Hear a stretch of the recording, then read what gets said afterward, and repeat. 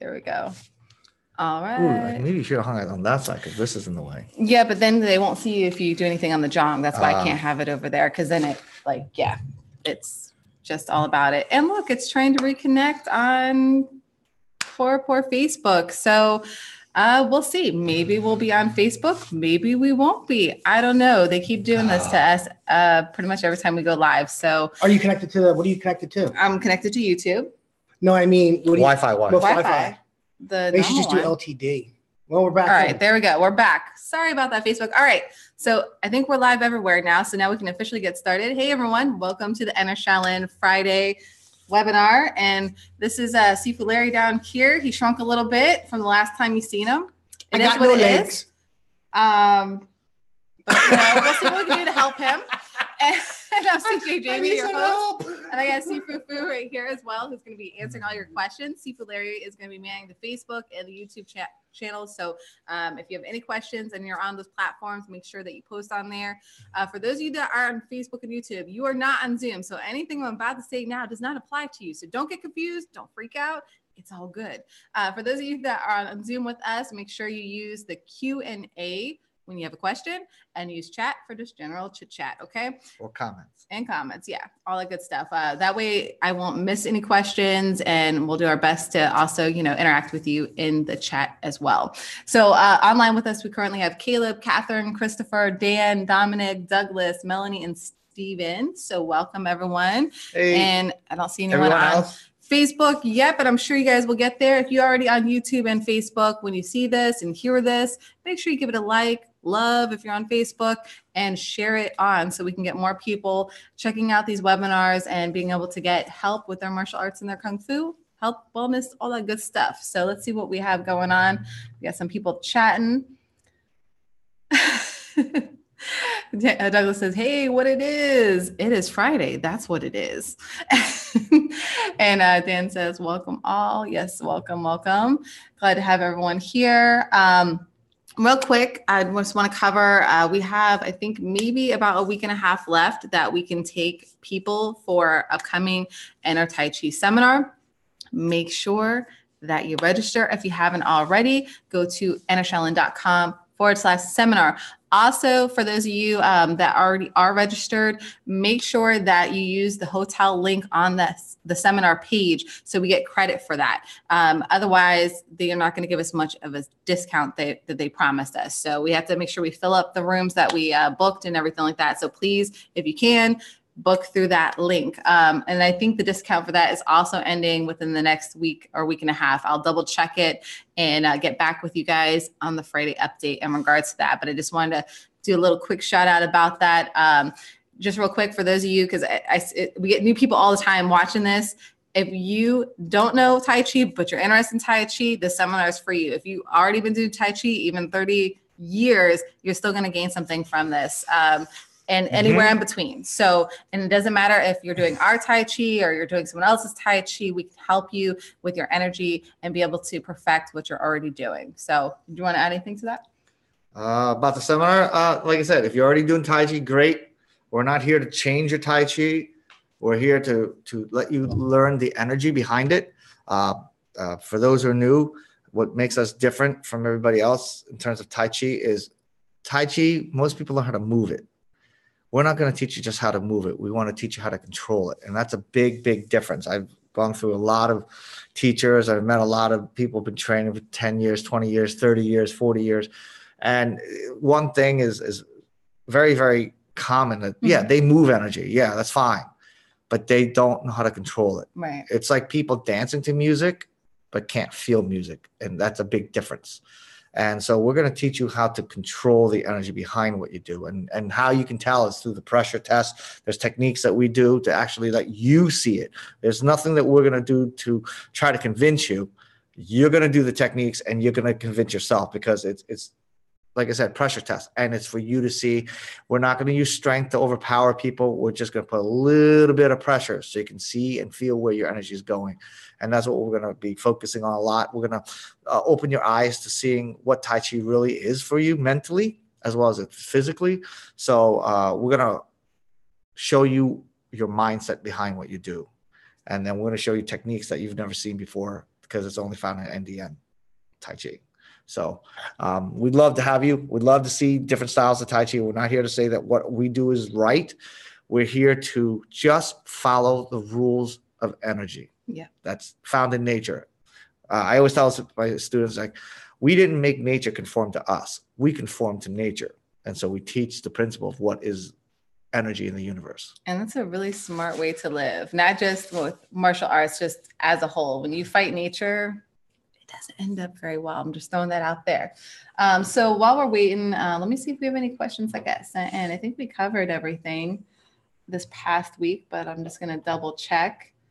I know we took care of Chad. We did cover him. We covered Philip. So is there anything that you can share with everyone, like maybe something common that's come up and you're teaching this week that you just saw as, a common thread that people teaching for the seminar? Yeah, just for teaching and as a whole, like something you can share with them while we're waiting for some questions to go on, some tips on training. One of the biggest things that people have to learn when training is point control. They can't go by motion. Motion is something that people try to do repetitively, which is great. I'm not saying it's a bad thing, but you have to repeat the technique through point control, not through the movements. Don't memorize movements. Feel the movements. Don't try to think in your head, like, if this guy does this, this is what I'll do. This is what I do. You can't do that. It's like kind of dancing to music. You don't say, if I hear this music, I'm going to take this step to this step to this step.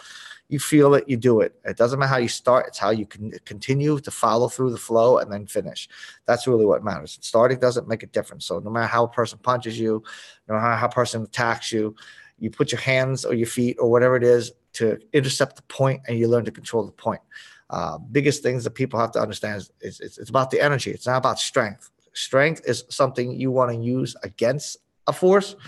We're not trying to do that. We want to use the energy. Energy is what we want to learn how to use to work with it, the force. And that's a big deal. And that underlines what NDN is into all that we do, whether we do Wing Chun, whether we do Tai Chi, whether we do grappling, anti-grappling, whether we strike, whether we lock. Energy is energy. It all works the same. So it doesn't matter style, it doesn't matter the discipline. It matters the ability of the control. Awesome. Thank you for that tip. We got some questions that came in. So Christopher says, hi, family. Did you read my email live? I sent an email. Forgot to express that I hope you guys could talk about it here. I believe so, but let me double check because you didn't reference what it was. So let me see if I can find you.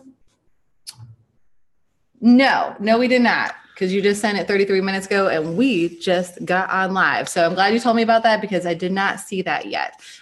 Generally, if you guys just send something within the past hour, I probably have not seen it, just to let you know, because generally I'm looking at webinar questions when I first come in. And sometimes I don't get a chance in between setting up everything to look again. And especially if you don't say this is for the webinar and the subject, I won't even see it. So for future reference, if you are sending in a webinar question, you can always go to entershaolin.com/webinar and fill out the form there, which also is the links that you can see for both of our webinars. So anytime we have webinars coming up, you'll see the information there too. Mm-hmm. But that way it will come across as a webinar question and I will not miss you. So thank you for letting me know that, Christopher. So Christopher says, hello, family. I have a young lady who was born with her left leg from hip down missing. I've talked to her about Wing Chun and Tai Chi training, but she's hesitant due to her condition.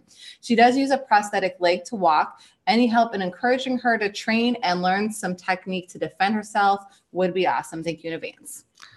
Well, I mean, that's whether she sees she needs it or not. I mean, if she's living in a comfortable world and she doesn't see the value in learn self-defense, then she's not going to want to. But really, martial arts isn't about self-defense alone. It's about bettering oneself. So that's really what you want to let her know, that it's to better her life, to make her life more.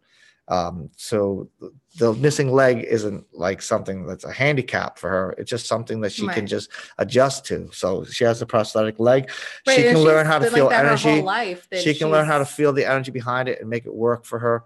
So, it's going to better her life. It's going to better improve her quality of life. So, again, that's her priority of whether she wants to or not. If she's happy where she is and she doesn't see the need, then she's not going to apply herself. So, and that's with anyone. And what she's got to see is if it's something that she would just let her know, hey, try it. And it depends, because she goes to one teacher who's terrible, she's not going to like it at all. Right. And she goes to someone who's good, who she can connect with as a teacher and a student who knows how to help her in her life, versus someone who just tears it down. It's like, no, you got to get stronger. You got to overdo it. You know, as a teacher, you have to know that person and know how to teach them. You know, you don't teach two people exactly the same, because not everybody learns exactly the same. Her desire to want to learn is going to be different from somebody else's desire to learn. So you got to show the aspect of, instead of learning to defend herself, but how to better herself through it, you know? And martial arts is generally supposed to be that. I always tell my students, you know, the one word that describes what we do is control. Learning how to fight is just a perk that comes out of it. But really, we're not learning how to fight. We're learning how to control energy, and fighting is just a benefit of that. Yeah. So I would just go with her and say, listen, I can, you know, if you want to learn this will help improve the quality of life in you. Yeah, not just necessarily you learn how to defend yourself, but yeah, you work on your mind, body, and spirit with your training, and it just helps you be a better person altogether. And you know, if she's already been like this all her life, she's used to, you know, what to deal with and stuff like that. Is she can move, she can walk. Even if you're in a wheelchair, you can still learn Kung Fu. Obviously, you're not going to be doing kicks and stuff like that, but there's a lot of stuff you can do with your upper half body. But it sounds like she's able to move around still, so she can probably do most of the kicks as well. It's just a matter of a desire. You know, some people, I always say martial arts can help everyone, right? But not everyone wants to learn it. Also, Christopher, so it depends on her. You have to ask yourself, do you want her to learn it for herself because she wants to do it, or do you want her to learn it because you want her to do it? Right. So, I mean, this is up to her to decide whether she wants it or not. Has she expressed interest in doing it, or is it something you want her to do because you feel it's better for her? Right. And it may be better for her. True. I'm not saying it's not, but did she express interest in it or not? And if you're trying to push her into something she may not know, just introduce it to her and say, listen, I've been taking it. I'll show you a video, you know, it can better your life, but don't force it to her. You know, some people, you kind of push them, they get turned off. Yeah. So the more you throw at them, the more they're running the other way. So yeah, just, you know, feel it out and stuff. And by all means, you know, anyone can learn martial arts. It's just a matter of working around whatever your particular handicap. Sign her up to enter Shaolin and let her see the videos and see what we're all about. And then she likes that. Yeah, show her the webinars. You know what I mean? There's tons of free content on YouTube that you can share. Maybe some of the women's self-defense stuff might particularly be interesting to her, and just fill it out. But in general, you know, be soft about sharing it. Don't be like, you know, vomiting on them, because most people do not enjoy that and are going to just turn tail and go the other way. And maybe they would have actually done it if approached differently. So, but at the end of the day, it's that person's decision if they want to better themselves. So lead by example, and those that are supposed to wake up will wake up and be interested and ask you, hey, Christopher, what are you doing that's different? I noticed that you got a glow. I noticed that you got more energy. I noticed that you're more focused. How can I be like that? So lead by example. That's the best way to do it, and encourage someone else to want to do something. Let's see here. Hi, everyone on Facebook and on YouTube. Yeah, we got a lot of people coming on. Oh, hey, David. What's up? David Bryant. Haven't seen you on maybe ever. I don't know. The first time I've seen you on personally. So welcome. Glad to have you on, brother. Larry sent over from Skimney. Sifu, I just got my Mukjong, and I was wondering how high the two top offset arms should be. I have 3 plates and using all of them. Should the 2 offset arms be shoulder high or a little lower? Generally, the standard rule is if you take a horse stance, the arm should be level to your shoulder. So you should just take a natural comfortable horse stance wherever the height is there. That's just standard. Personally, I change the levels just so you can practice feeling different angles. But the standard is shoulder level on a horse stance. But I practice with that level. I practice with it higher. I practice with it lower. And the reason why I do that, because I like the ability to adjust and create different variations, be comfortable in that. If you always practice on the same level in combat, if you have to go a little higher, you're not used to it, you might go off.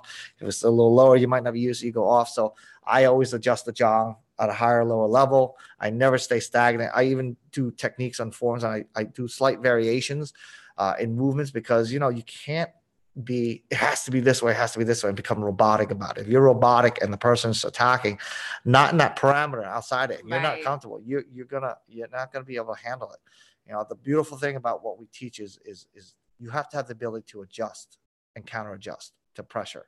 and you can't get locked in. I know a lot of teachers who teach like Wing Chun, and they say the elbow has to be this much, the arm has to be this many degrees, the wrist, you have to have this height. You have to. Are you crazy?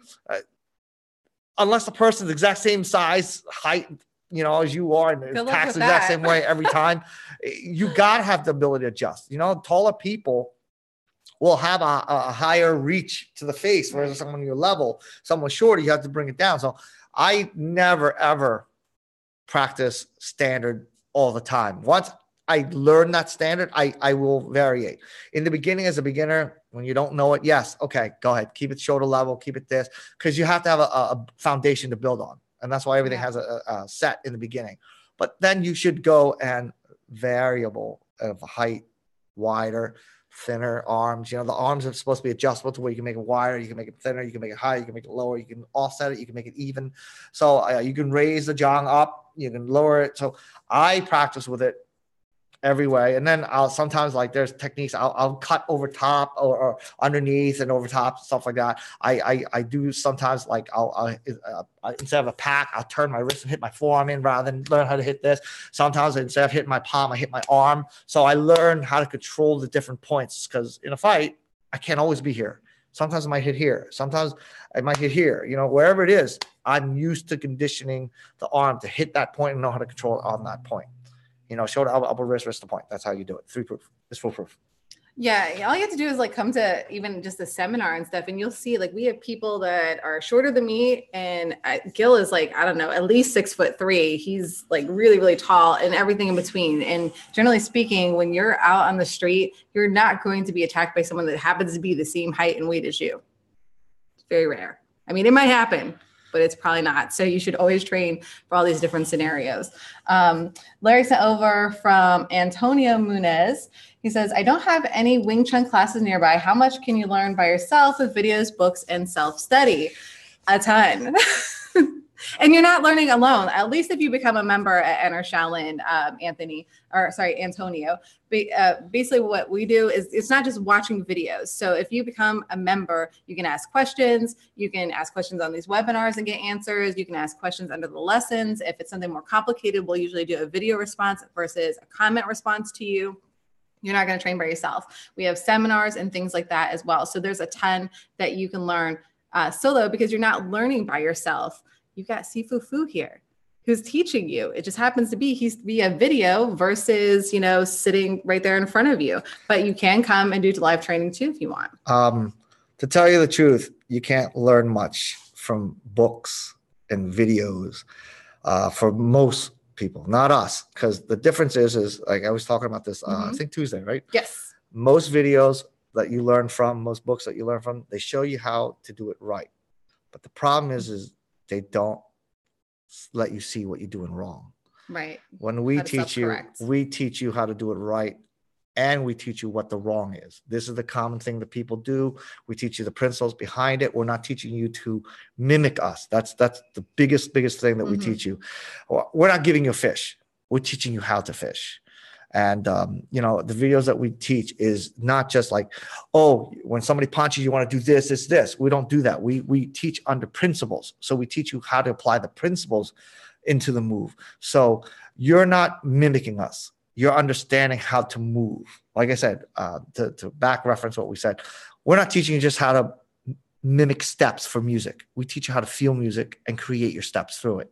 And energy is the same. You have to feel your energy. You have to feel how to do it. And that's what really, really what makes Enter Shaolin very, very good. A lot of people wrote to us about it. They've done it and they say, oh, I practiced the technique the way, and they make it work, and it works very well, because we're not just teaching you how to mimic and just follow, and you don't know what you're doing. You just monkey see, monkey do. We're teaching you how to get here first and then get it to here second. Right. And you learn different testing techniques and stuff too, to know, am I doing it right? Am I forcing? Am I falling back? All that good stuff. Plus we have the live support. We have questions. You can ask us, you're not just give watching us a phone videos, call, an email. Yeah. Right. You're not just watching videos and go, oh man, I don't know what to do. I don't know how to talk to someone about this. We have customer service. You can write to us. You can call us. You ask questions. We're very friendly most of the time.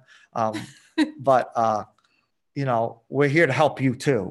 You're not just watching videos and never get a feedback. Yeah. We're here to give you feedback. We're here to help you through it. Yep. all. You can even schedule live critiques and different things like that. Yeah. And if you become an Abbott member, which is a lifetime membership, Antonio, there's also an ability where you can send in videos monthly to get critiques too with your videos. So self-study, I mean, you're not alone if you're within a Shaolin. I can't say about anywhere else though. And also, we have seminars for you to Yes. come to, so you can actually experience the energy behind it. Meet us, we meet you, but also learn and feel energy. Once you get that connection to get that energy, you will grow from there. Mm-hmm. Once you get it. It was like, ever see the movie Helen Keller? You know, at the time in the past, this teacher was trying to get her to understand that she was trying to teach her how to sign. So she would put her hand on like apple and do an apple, and she couldn't get it because she was born blind, deaf, and but once she connected what she was trying to get her to do, she got it. And that's the same thing. We want you to learn how to feel that energy and understand how to control energy. And once you do, it's like learn how to feel music. Mm-hmm. And then you're going to be able to grow from that. So the foundation that we teach you is how to get the body to kind of mimic a certain way. So it kind of leads path for the energy to work that way. And once you do that, and once you start to feel that path, now you can start to variate from that path and maintain that control and everything like that. Yeah. Really what it is. We're all about the energy. I mean, I can't express that more.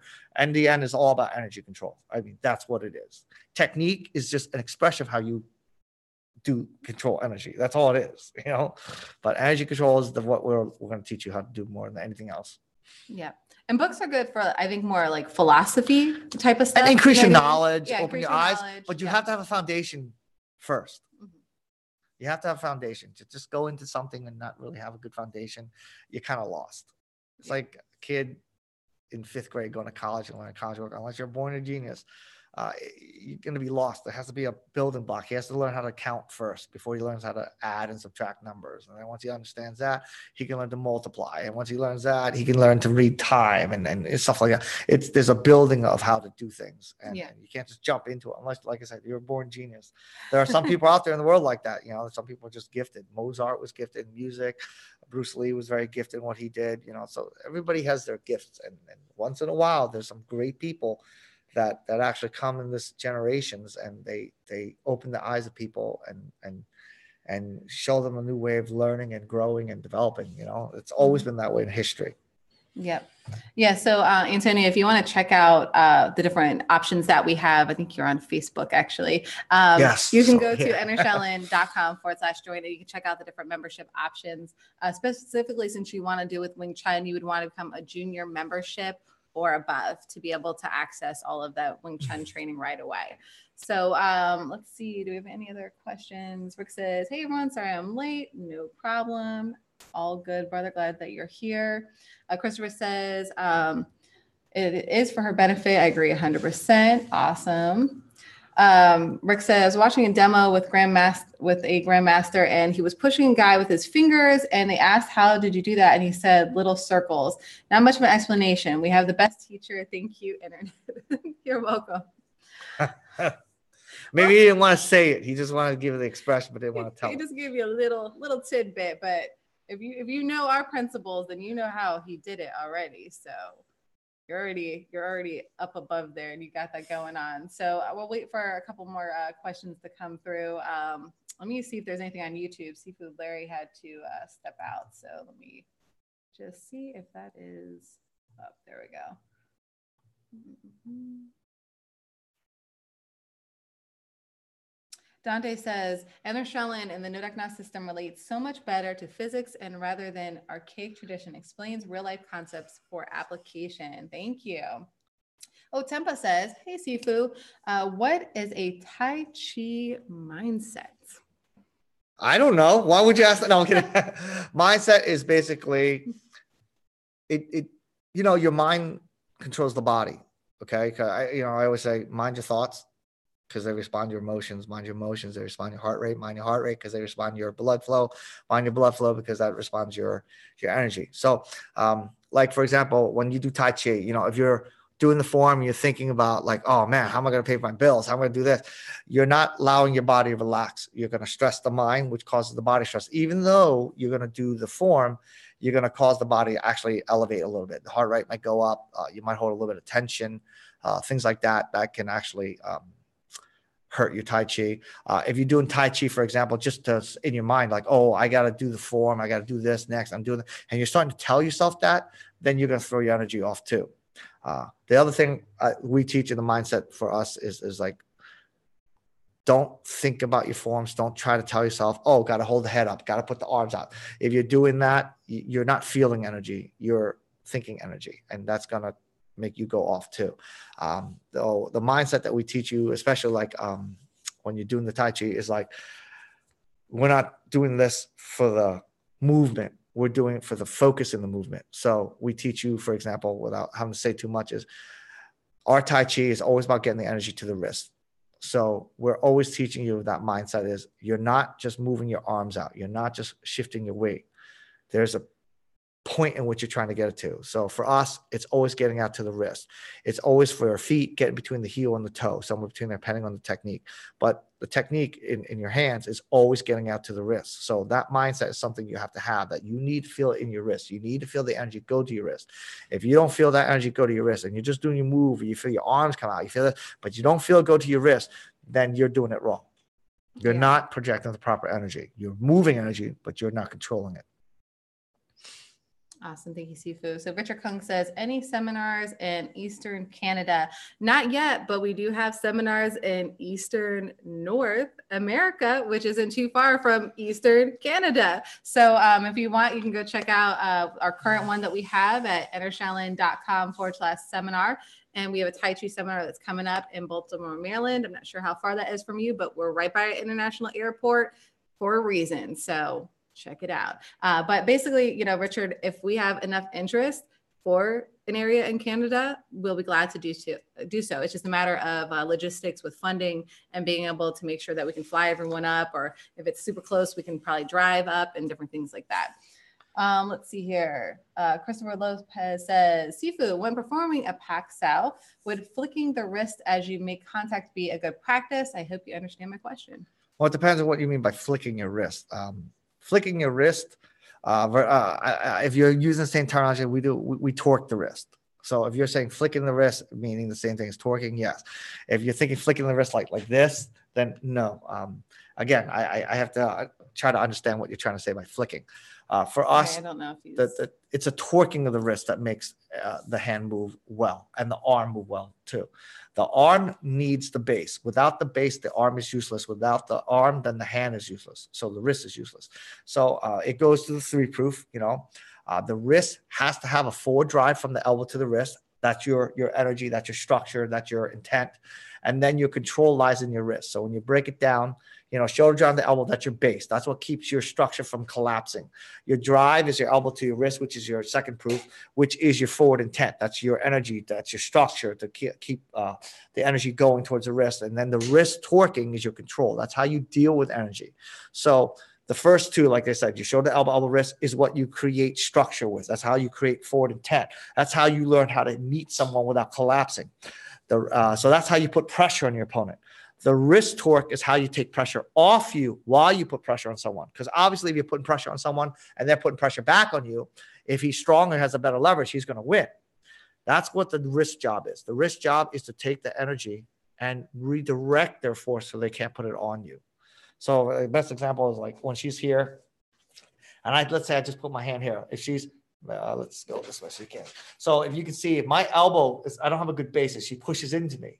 This can come up and it's going to make me draw back. Okay. Now, if I have my shoulder down and my elbow forward pushing to me, I can hold her strong. But the problem is she's stronger than me. Then she's going to make me go backwards. So that's going to be a strength game. Okay. But she pushes in strong again, and I use my wrist behind that structure. Then I take the force off me. So go against me. The wrist control is to take pressure off you, while the arm control is to put pressure on your opponent. So that's how you can create your attack and your counterattacking techniques. The Pak Sao, you know, is in this forward drive from the elbow to the wrist and the torque at the same time. So you can see I'm torquing into my wrist. A lot of people, they have a tendency to throw wrist to fingers. And that's wrong. It's actually the fingers must drive to the wrist. I call them your stabilizers. I call them the counter forces for your arm. So any energy that might bleed out towards your hand has to be sent back from the fingers to the wrist. So it maintains it in the wrist. So any energy that could leak out, the wrist control brings it back from the fingers to the wrist. A lot of people make mistakes of going wrist to fingers. And that's why you see some people do packs out like this, and they pack like this, and the fingers go like this. That's actually wrong. That's why it'll actually fail. A boxer's jab, a boxer's punch generally breaks through because it's really quick. And that pack style becomes kind of committed and forced. And it generally, people's hands often drop or they overextend. And that's not the goal. The goal is to hit the point and control the point. And to do that, you must have the drive with the torque behind it. That's what keeps you in balance. That's what keeps you in check. So it's very important that flick of the wrist is through a torque, not a flick. If you're flicking like this or you're flicking like this, then it's no good because you actually look at the motion, you're going away from the wrist. You need to go into the wrist. If you're doing this, it's going away from the wrist. If you do it like this, then you bring it into the wrist. You can see I can bring it back, but you cannot let that flick go away from the wrist. Fingers must come back to the wrist. And that's what you really got to watch out for. And you'll see a huge difference if you're a practitioner of the Wing Chun. If you do that, you'll see it. You'll see a big improvement in how you do it. Awesome. Thank you, Sifu, for that. And hey, Dave, I don't know if you're still on, but yo, bro, where you been at? What about your Qi Gong and push hands? Did I scare you off? Come back. He's one of my trading partners. I'm just messing with him because I haven't seen him in a hot minute. So make time. Your health is important, brother. So Dante says, will Enter Shaolin have satellite options for seminars, for example, live streaming for video attendance? We are looking into that. Mainly right now we're trying to figure out if it's going to be possible for us to do it, and if so, how. So that is an option we are looking into, and I should know something in the next couple of weeks to give you a better answer than that, Dante. So we are doing some testing. We got some different equipment to test it out. So we're going to be working on that, Sifu, Larry, and I, to see if that's something that is doable, and then if so, yes, we will have an option for that. Larry sent over from from Facebook. So I was like, what FB? Weston Toombs. He says, what principles do you teach your students? In a nutshell, control. I mean, if I'm going to say one word, control. And how you control, that comes down to all the principles. 3-proof, hitting the point, don't go for motion, go for point, all that stuff. I teach my students a lot through feel. Because the best way to experience energy is actually to feel energy. So we do a lot of energy control. I'll do sticking techniques. I'll do pressure techniques. I'll throw strikes. I'll constantly push through. Their job is to learn how to convert energy. It's not to try to challenge the energy.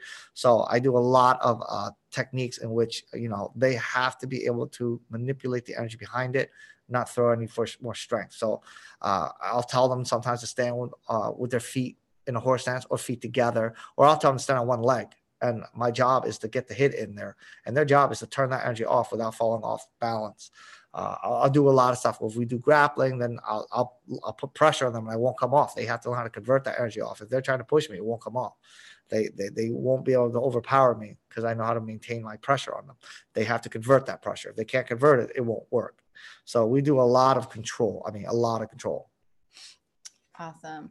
Tempa says, on Tai Chi, when not doing any forms, where to keep energy, wrist or health-wise? Well, the most important thing, if you're not doing a form, is maintaining your posture, Mm-hmm. proper structure. Okay. If you can keep your proper posture and you can learn how to keep that structure right, it would naturally go to your wrist. It would naturally come to your feet. It would naturally go to your core. That's really what you're doing. Like what I'm going to teach at the seminar, and I'll just give you a little bit of a lesson here. What is Tai Chi? When you say Tai Chi, what is Tai Chi? Tai Chi are set postures, and the goal is to learn how to transition from one posture to the next posture while maintaining that control. And so really it's all about learning how to keep proper posture and moving within that posture. So, when you talk about dancing, VNS has a certain posture they hold. The waltz has a certain way they dance. There's a certain hold that they do. All principles must be underlined to maintain this certain technique. And Tai Chi is all about fixed positions and transition from one position to the other while maintaining those principles. So when you're not doing Tai Chi, you are supposed to be, because you're supposed to be maintaining the posture, you're Right. supposed to be maintaining the control and proper energy movement. So Tai Chi is not mimicking of the form. Tai Chi is moving in form. So if you're walking, you're doing Tai Chi. Right. If you're doing the form right. You're doing it right. Right. So that's the idea. So you're always doing it. You know, as long as you're living, alive, and moving, then you're doing Tai Chi. Theoretically, if you're keeping the postures right. You know, this is when, you know, when you sit in the couch like this, then you're breaking Tai Chi rules. And so you're not doing it right. You should be sitting down proper. Now, if you want to relax, then put your back against the backrest of a chair. That takes the pressure for you, and then it still allows you to maintain posture. So very important that you're doing the posture right. That's really what you want to do. Does it have to go to the wrist? No. Energy will go to the wrist. I mean, I should rephrase it. Does it have to stay in the wrist? I should say. No. It has to go to the wrist, but it doesn't have to stay in the wrist. Okay. So energy always has to go to the wrist, but it can be redirected from the wrist to something else. So it doesn't have to stay there, but it does have to go there. Yep. And it's the same thing, Tempa, with all of our principles with NDN. That's why I tell people all the time, you really can train all day long, because any movement requires these principles. So if you're driving, sitting down, you know, just, you know, eating or whatever, see, look, doesn't matter. Studying, reading now. A book. He's not doing his Tai Chi right now. Same thing with your Qigong. You can do your Qigong breathing all throughout the day. So you can be actively training all throughout the day with the different principles with Tai Chi, Nodak Na, and Qigong that you're learning. Because you're supposed to. You're not supposed to just do them in your form. You're supposed to live these principles. So you can train all day, even if you think you don't have the time. There you go. Let's see here. Gerard says, I'm a 40-year-old carpenter. Do you have any instructions for the wooden dummy? Yes, Gerard. I know that you're already a member. So if you go into the training hall under the Wing Chun section, you will see a module for the Muk Jong. And you'll find all the forms there as the whole 12 sets. And you'll also find applications and techniques. Sifu doesn't just teach you to do a form. He also teaches you, why am I doing X, Y, and Z movement? How would that apply if I was in a fighting scenario, and so on. So all that stuff is already there. And I know you're an Abbott, so you are good to go. You just got to go into the training hall and check it out. All right, let's see here. So we took care of that. And let me see if there's any other questions real quick. Did anyone send anything in? You guys are quiet today. It's the end of the week. They're probably like, are they tired? Are you tired? The work, you know? Are you tired? I'm starting to turn into Sifu. I couldn't sleep till like 2:30. I did my Qigong though before I went to bed. Only had like maybe 4 hours of sleep, and I'm still kicking and alive. So Qigong. I went to bed last night at 2:30, and I woke up at 5:30. I couldn't go back to bed. I was like, man, I'm getting less sleep here. It's like, what am I doing wrong? Or maybe I'm doing right. Super Larry was sharing with me that earlier we were talking about this, and he said it's because of your Qigong. And sometimes it's true, but you know, when I had to go take care of my mom's funeral stuff and getting that set up and all that stuff, I lost tons of sleep that whole week. It was very stressful, and plus I was seeing the family I hadn't seen in a year. Yeah, so I was like, all right, you know, I got to make sure that I'm taking care of myself. So I made sure every evening, no matter how late it was, before I went to bed, I did my Qigong. And every morning, even if, you know, I was like, oh man, I might have to rush a little bit to get ready to go wherever we needed to go, I made sure I got my Qigong done. And all throughout the day, I kept reminding myself about my posture, about my Qigong breathing, and all that stuff. And it really, really just helped me be able to deal with it, not look like a zombie, to be just rejuvenated and awake, and to be able to be there for my whole family. So it does work, but you guys and gals, you have to do it on a regular basis, and you have to keep reminding yourself. And it's okay if you fall off the horse, just get back on that baby and keep riding. Okay. So we all mess up sometimes. You know, there was a week ago that I didn't do any Qigong, but guess what? I felt it. I was like, whoa, wait a second. Something's not right. I'm feeling more tired. I'm not getting as good as sleep. I'm needing to sleep longer. What's happening? Oh, I didn't do my Qigong. So what I do, I just got back on and kept going. And eventually those interruptions will get less and less and less and less. One of the things for those who have a trouble sleeping at night, this is for people who are in good health, not for people who like bad back, this, that. So most people have a hard time sleeping because they can't rest their minds. They're constantly thinking. So that's why some people watch TV and they numb their mind, they fall asleep or read a book. You're thinking too much and you're stressing over things. Like you're thinking like what your bills are or how you get your kids to college or whatever it is, like taxes, whatever it could be. It's a fact that a lot of people have a hard time sleeping because they can't rest their minds. And so, read a book, watch TV, do some Qigong. Do Qigong. You got to empty the mind to let the body relax. And then that way it can. So the mind's stressed out, and it's a lot of times people have a hard time sleeping because of that. Yeah. Just a little tidbit. So if you are finding like, I'm tossing, I'm turning, I can't sleep, it's because you're probably thinking a lot of something. Something's troubling you. Something's worrying you. Something's causing you to stress out a little bit, and your body can't rest because of that. So you need something to get your mind off that. So, some people drink milk and it's like, it calms them down. Like they enjoy it, whatever it is, you got to find that something that will help you sleep better and do that. Qigong is very good because it does empty the mind and relax the body at the same time. Yes. Remember I told you what your mind thinks, your body feels. So if you're stressing mentally, then you're stressed physically. So the Qigong, the Tai Chi, what's really good about it is it's saying mind, body, spirit is one. You're linking the mind, the body, and spirit. You learn how to relax, learn how to breathe, to control the breathing. Or you should be. Let's just say that. Yes. That's the objective. That's the goal.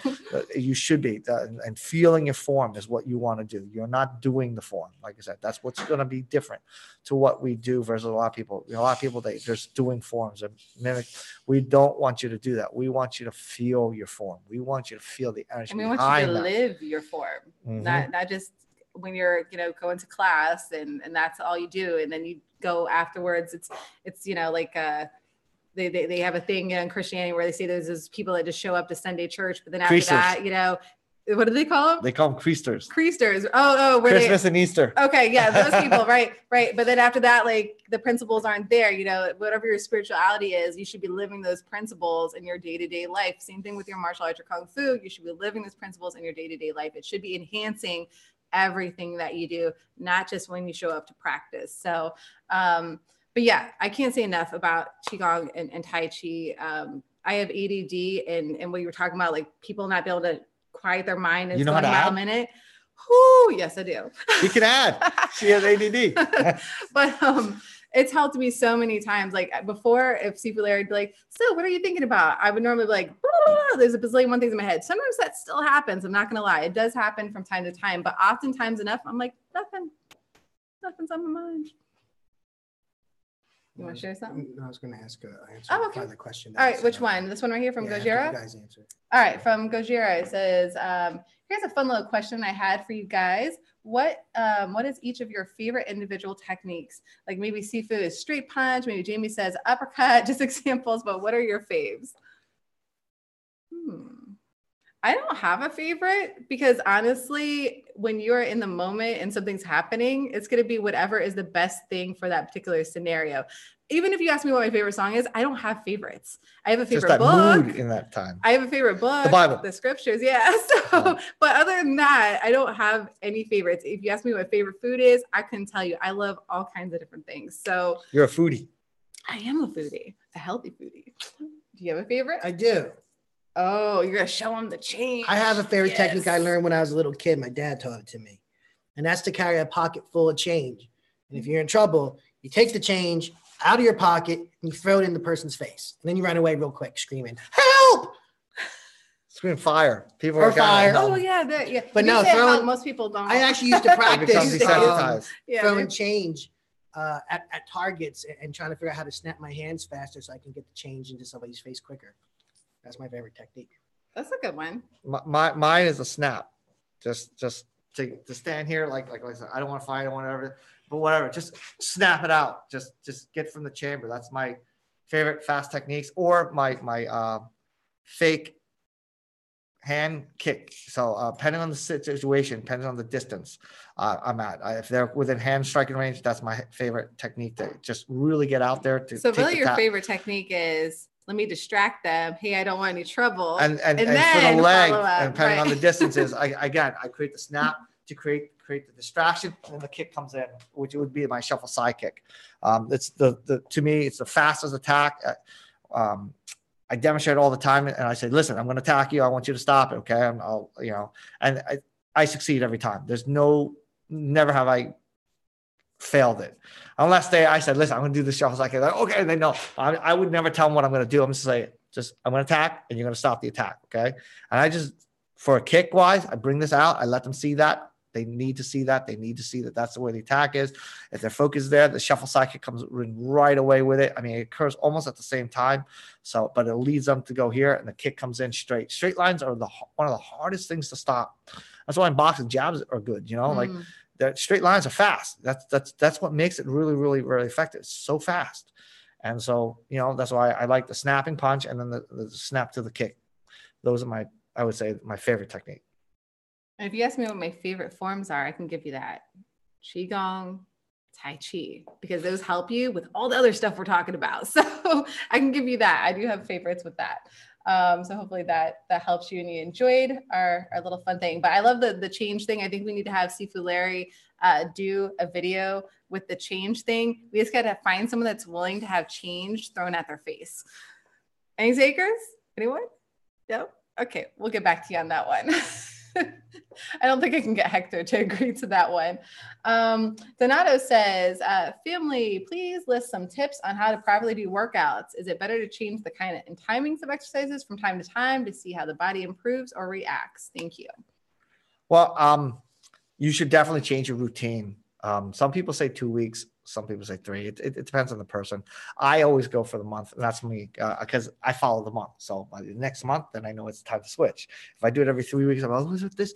Last time I did it was this 3 weeks. Am I in the middle of the week? Yeah, the month's pretty easy to figure out. So a month, to me, the first day of the month, I change the routines. So I stick with the month. I think for me, it takes me, let's say, learning it takes me 2 weeks to kind of get used to it. And the third week I can develop it. In the fourth week, I'm conditioned to it, and that's the way I see it. And I actually, by the time I'm in the fourth week, it doesn't bother me. I can do it very, very well. I don't get sore. I don't get tired. I can increase the numbers. And it doesn't affect me. So I think for me, and this works for me, everybody else has to go find their own little thing. Some people need 3 weeks to say, I don't need 4 weeks. I'm so good. I don't need, and that's fine. For me, I like following that month because I don't care if I'm conditioned. Like I could do 50 push-ups. I could do 100 push-ups at the end of the month. I have a routine that I go by, and I go by these rules, and I don't break it. That way I maintain it. I can be consistent on it. I don't over push myself. Some people can be overzealous and they just go too hard and they'll burn out. So I go by numbers and I go by times. That's how I train. And basically it's good to change. Like I do routines. Like for me, I do arms. For me, it breaks down to 3 things: arms, core, and legs. That's how I train. Arms, core, legs, arm, core, legs. And how I do the arms, how I do the core, how I do the leg, I'll do one type of technique for 1 month. Like for example, let's say I do my chest and core, and I do push-ups, I do crunches, and I do, let's say, squat kicks. Let's say, I'm making this up, okay? That's one of my routines. I'm just saying, like, it's not every time. But then the next month, I might do like sweeping kicks, and I'll be doing jab punches, and I'll be doing side crunches. Like I'll change the routine to make my body not get adjusted to that routine, that conditioning anymore. So I change it every month. But by the time that month comes, I'm conditioned. Then I change it, and then I get an overall around training. So I'm not like building my chest by benching. I bench, I do pec decks, I do flies, I do inclines, I do declines, I do push-ups, I do inverted. So all these things that you do is supposed to well round you. And that's the same way when I condition. I do things that I well round myself to do. And it's great to do, like I said, everybody has their own routine and they want to, this is mine. I'm just expressing my routine. And I think, it works great. It works great for me. I think a month is a good time. Like I said, it's 4 weeks. And if you want to skip a day or two in there, see, it works. I did it every day. I never missed a day of training.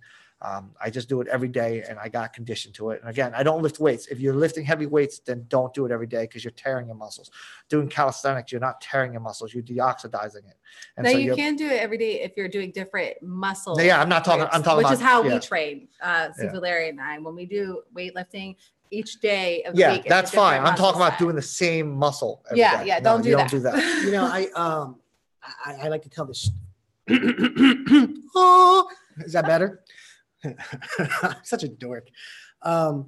So years ago, I asked Sifu, you know, because when he was young, he's old now, like he's an old man. Yes. He's not nowhere near in shape he was before. Me too old. And I remember going, Sifu, you know, at that time I exercise a lot. I told you, I really do. It's sad. He says that I'm his witness now. One of my favorite exercises is to lift stuff up and bring it to my mouth. I call it wrist twist. No. So he had said do core training. And I just was doing push-ups, sit-ups, crunches. And I said, well, what should I do? Like, you know, 3 days a week, 4 days a week. He goes, every day. I'm like, so like 5 days a week? He goes, every day. 7 days a week. 8 days a week. If you can. So I started that. And the first 3 weeks, I went on this routine of just doing this stuff every morning for 7 days. Every part of my body hurt. But by the end of about, I guess, the 5th month, I was just, if someone said, do 200 push-ups, I could just do 200 push-ups real quick. And an hour would go by and I could do another 200. And then an hour would go by and I could do another 200. And you don't get sore? You don't get sore. You don't get tired. Even when I was doing that, I started mountain biking. And my mountain biking went from riding 3 miles, riding to about 20 miles, like 4 days a week. And it wasn't really a big deal. When I first started, it was a big deal, but my body adapted to it. Needless to say, the first 5 months of my training, my body made all kinds of changes. But by that 5th month, 6th month, nothing, nothing changed. I was like, I made a mistake. And the mistake was I worked out so hard, I started burning away all my muscle.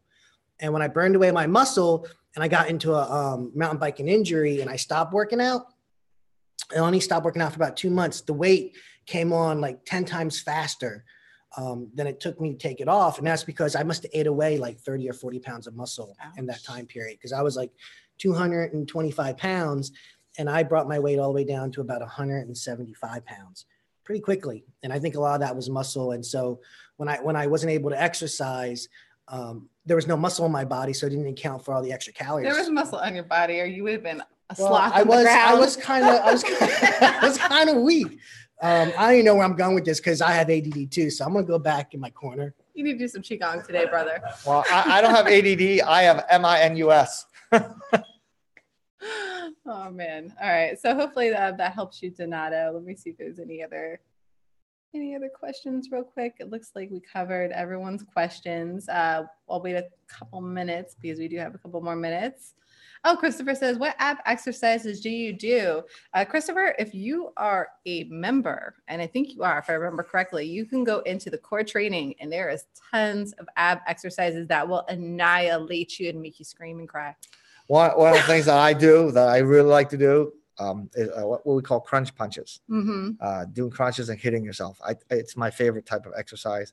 It's like you're beating yourself up. And the purpose of doing that is basically to condition the body to take impact without you having to see it. If you happen to hit, your body learns how to, when it gets used to feeling hit, it knows how to tense, it knows how to crunch. So if you got hit without seeing it, your body got used to feeling that impact and it knows how to crunch in tight. And the crunches that we do really, really, really burdens the muscles. It does. It hardens it. A lot of people do crunches wrong. They don't understand how to do crunches. We teach how to do the crunches right. I've had people who are physical trainers and they come to my school and I said, let's do crunches, and they're doing it. I'm like, okay, I don't want you to do it that way. I want you to do it this way. I'm like, well, yeah, I can do it a lot this way. I was like, listen, you're not really, it's like your push-ups.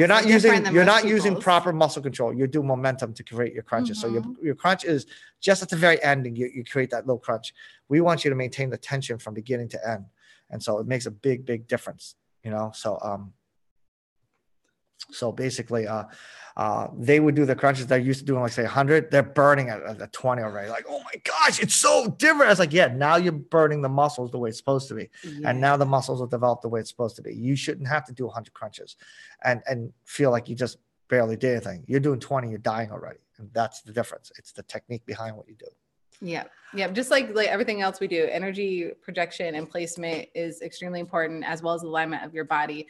And I can tell you, there's been tons of people like, oh yeah, I could do this many push-ups. And then they go do Sifu Fu's push-ups and they can't do any at all. So, and they have to relearn how to properly do things. And so everything that we do causes more pain initially, but more benefit long-term. I teach animals, and I had a guy who was like a CrossFit guy.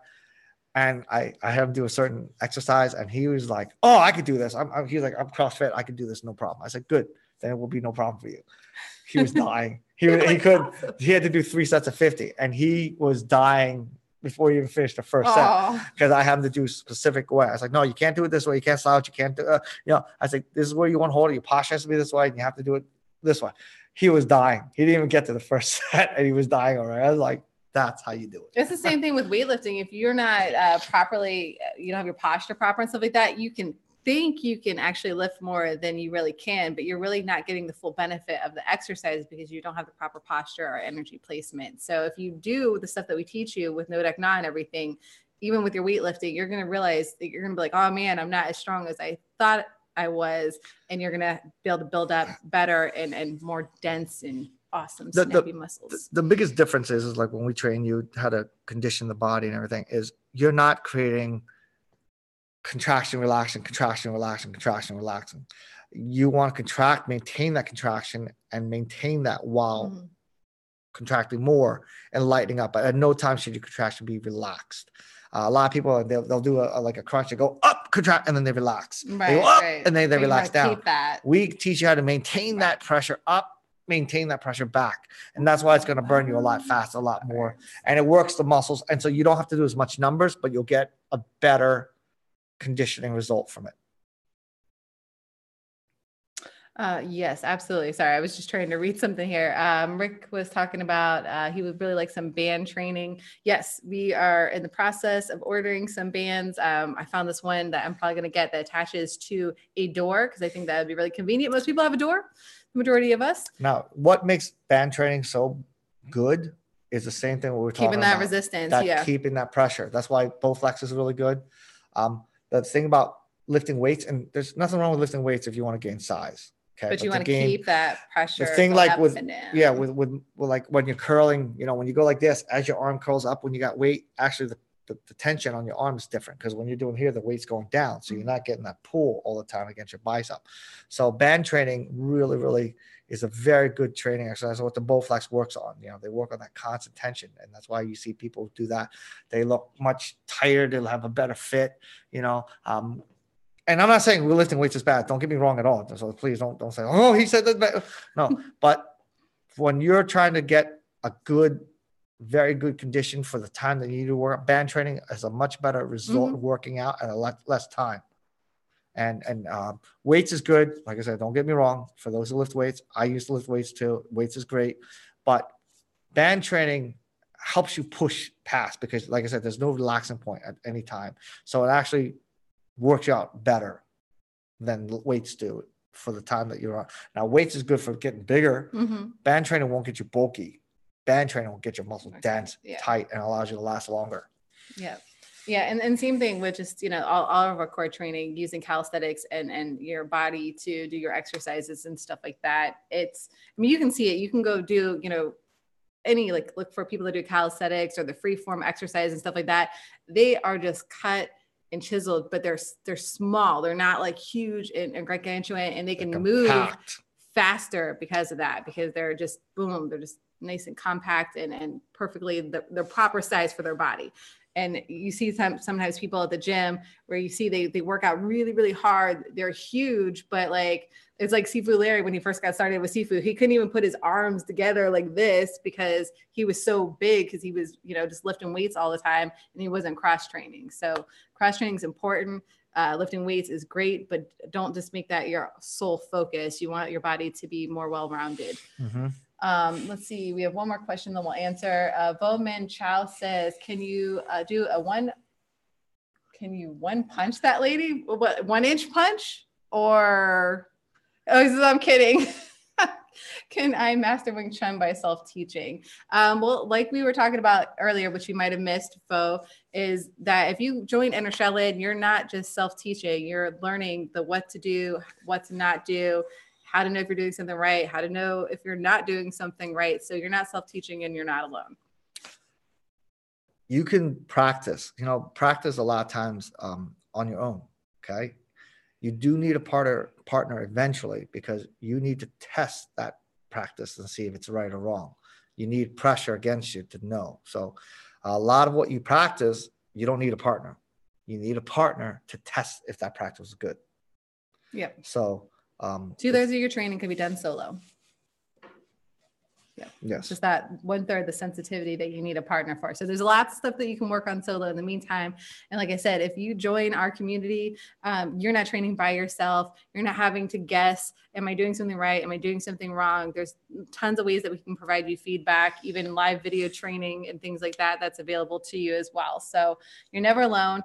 But you know, it sounds like you want him to do a 1-inch punch on me. I mean, I'm okay with that. If not a 1-inch punch, just one punch. Just one punch. Well, he punches me on a regular basis. Where do you want him to punch me at? Hopefully not the face. Let us know, and we'll take care of you next time. Okay. So 10% over. Any footwork drills for multiple attacker scenarios? Okay. To just kind of say this.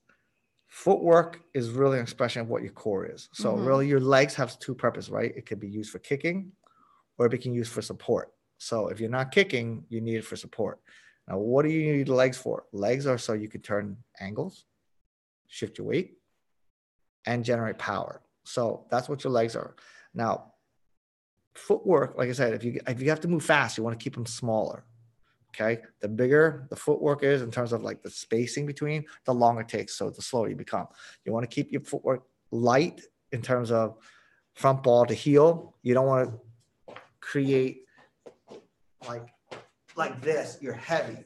Light is here and up. So I don't create an improper core. Like I talk about this all the time. Footwork is not as important as the core work. The core is what allows you to do proper footwork. If you have great footwork but a bad core, it's going to throw your footwork off. So really your feet obey the body don't obey the feet. Okay. So when you think of like when you're walking and turning, you don't turn your foot, then your body turns after. You actually root your foot down, then turn your waist and your foot will turn because of that. So that's really what you want to do for your footwork. You want to keep everything tight. You want to maintain the core so you can maintain the root. So that way you can learn to shift. So really footwork is about the core. See, when I move, it's because of my body. I'm not moving because of my feet and then my body goes afterwards. It's not like that. You can see I look kind of ridiculous doing that. It's the core that does it. My feet learns how to obey it. When you're talking about multiple people, really it's awareness and learn how to do what our technique is, what we call shield, and bringing one person in and protecting yourself from the sides, from the front, or from the back, using that person while dealing with other people. There's no one answer to multiple attackers. You know, it's training the body, learn how to create the most direct attack. You know, you want to stop the people that are coming within striking range, and you have to learn how to strike them. If someone is in my range and they're grappling me, I don't want to defend. I want to attack or counterattack. That's our principles. Don't defend, because if you're too busy trying to defend, you're trying to stop this one person, the next person come in on you.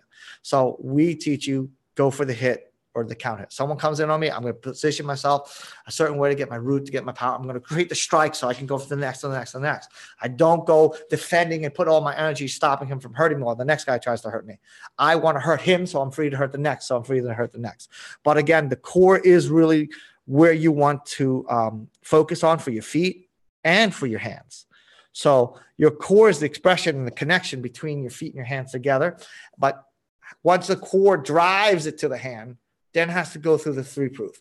Once the core drives it to the hips, then the hips turn and brings it to the legs. So it works the same way. You know, my shoulder expresses the energy from here to here. Then it goes here. My core from here expresses the hip, which expresses the knee, which expresses the ankle, which expresses down to the front ball to the heel. So your core is really your key. So core is the key for footwork. Core is your key to connecting that footwork to your hands. And you have to be able to do that. There is no like, you want your foot to be heel here, toe here. No, really, you could be your toe or your heel. It just depends on where you're turning and how you're driving the energy. Both your heel and your toe have the ability to stop energy and drive energy. So it's irrelevant how you do it. It's really what your core is. Because if I step forward, let's say, and I go like this, and I go like this, and you can see my body lean, I'm falling. But if I do it like this, and I turn my hip, you can see I actually advanced, but I didn't have to recover from my balance because I didn't throw it. You understand? So when I'm moving here, it comes from the core and how I move and everything. So my core is my key. My arms and legs are expressing what the core is to bring the energy out. And then from there, the technique like 3-proof is how I continue that energy from the body to my hands or the body to the feet. I have a lot of questions about footwork and core lately. And Zespon says, last I asked about footwork, Sifu Foot said, focus on the core and it helps. Yes, it does. And for anyone that's interested and wanting to know if Jamie actually gets hit and beat up. All right, go ahead. I beat her up. I've taught a few ladies over the years and I always beat them up. And I do it because I've seen too often in different martial arts schools and in different videos where when you're practicing with a female, you take it easy. Like there's some kind of soft doll or something. And unfortunately, that's not doing them any service. Someone attacks you on the street, they're not going to have any mercy. I didn't really notice it until I started working out with her on a regular basis. But guys are generally stronger. Generally, way stronger than women. And a lot of women think that they're strong, and they are. But when you compare yourself to a guy who works out even once in a while, it's not even close. And so I feel that it's very important that man or woman. Well, I think it depends on the guy, because there's some guys I can annihilate. Well, she's a brute, dude.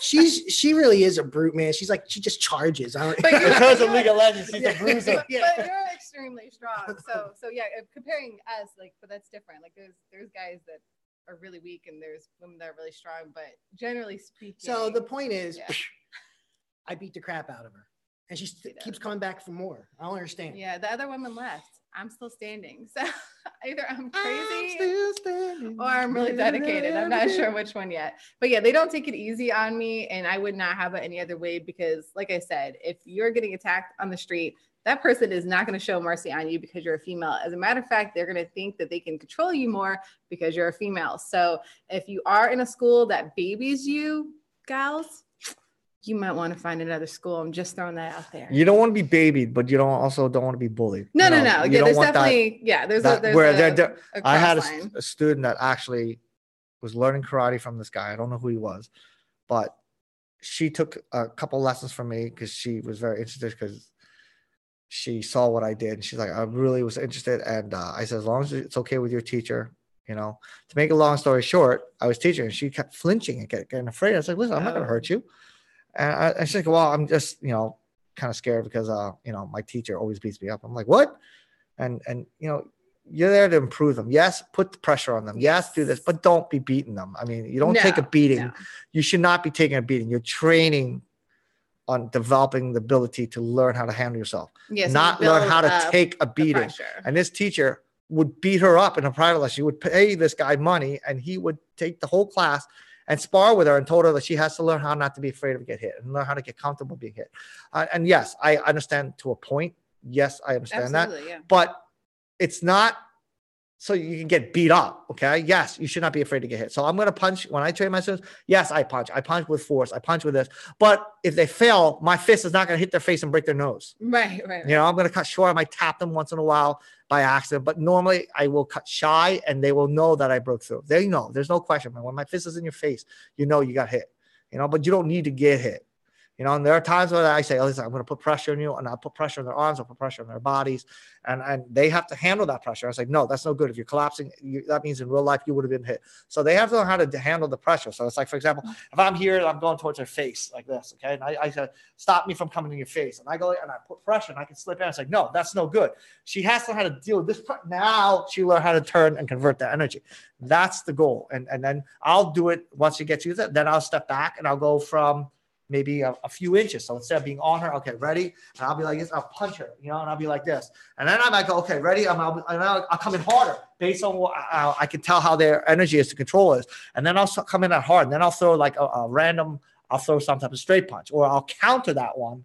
And as soon as she does this, let's say she counters it, right? And she hits me. I might counter it and she has to counter that one. So she has to learn how to handle surprises, and it's step by step. Everything's always little by little. You can't get somebody who wants to learn how to bench 500 pounds and can only bench 100 and say, listen, eventually you'll get it. Just here's 500. You don't. You want to get hurt. So you got to give 100, then go to 105, then 110, 120, and so on. like anything in life. And the same There's thing a if progression. you're training with a partner. Don't go full force on them. They have to learn how to get the technique. And then as they get the technique, you build up the pressure and move forward with that. He says, Actually, my name is Shichapian. oh, Shishipian. Sorry about Shishipian. that. I had no idea how to pronounce your name. I apologize in advance. So, Or is it Japan? Shishipan. So Shishipan. Pan? Are you pan? Shishipan. Shicha. Shishipan, I Japan. think. Hopefully. Give us a thumbs up if we said that right. All right. Shichapian. Sorry about that. I'll do my best to not forget that in the future. But if I mess up again, I apologize in advance. All right. I don't. No kidding. But yeah, so it's super important, you know. You definitely don't want someone that's bullying you as a teacher, but you also don't want someone that's babying you as a teacher. You want someone that's going to work with you and build you up and help you to get the techniques. And you will get hit, you know, you need to get hit at some point in time, but I'm not talking about like all full force, but they need to keep increasing the strength on you and the pressure on you to see if you can handle it, because you need to get prepared in the event you are in a real world scenario. Yeah, you don't want a Bob teacher, okay? A bullying or babying teacher. Right, there we go. We have a new acronym. Don't You be a want Bob. a Bob. Sorry for our Bobs out there. We love you. You don't want to be a Bob teacher. We're not talking about that. Yeah, we'll have to say don't be a Not Bob the name. You don't teacher. be a Bob. A Bob is this, right? You don't want to be a Bob teacher. Don't be a bully Bob or teacher. babying teacher. Right. Don't want your teacher to be a Bob. There we go. All right, so we got a new acronym for y'all. Sorry for our Bobs out there. We love you. We don't think that you're a bully or a baby. We're not saying It's Bob okay. in terms of name. I We're know, saying Bob in terms of I action. know. I'm just messing with them. All right, so that is good. We ran a little bit over today, but I hope you all enjoyed that. Oh, let me see what we got going on here. Oh, make the Bob your babe. Oh yeah, there we go. Dominic says Douglas says he'd be very interested in the band training. We want to work on building an apparatus. So, and that's going to work the band training, and it's going to work all your points in your body. But in the meantime, I will get us the door one so we can still work on something. If you guys want to help fund us for it, you know. You know what? We could start a Kickstarter on that. Yes. And we call it TACT. All right, let's mastermind about that later, Sifu. All right, so Dan says, I don't know if it's Dominic or Dan, cut off your name. Let me see. Oh, yep, Dan. He says, I need to start the Tai Chi course this weekend. Yes, what are you waiting for? Get started. He's waiting for the seminar. We expect to see you at the seminar. And Dan, if you're not doing Qigong yet, make sure you start with that too, because it's super simple to learn the 10 basic exercises, and it's just going to amp up anything that you're doing. If you don't come to the seminar, we're going to demote you. So if you're an abbot, you're going to be a junior. If you're a junior, we're going to make you a spectator. We expect you to come. Douglas says he's loving the Qigong, getting better at it daily. It's feeling it. That's good. You should be feeling it, especially if you're doing it daily. That's just amazing. He says that he finds that his Qigong is helping his Tai Chi, and his Tai Chi is helping his Qigong. Makes total sense to me. They go hand in hand. So absolutely.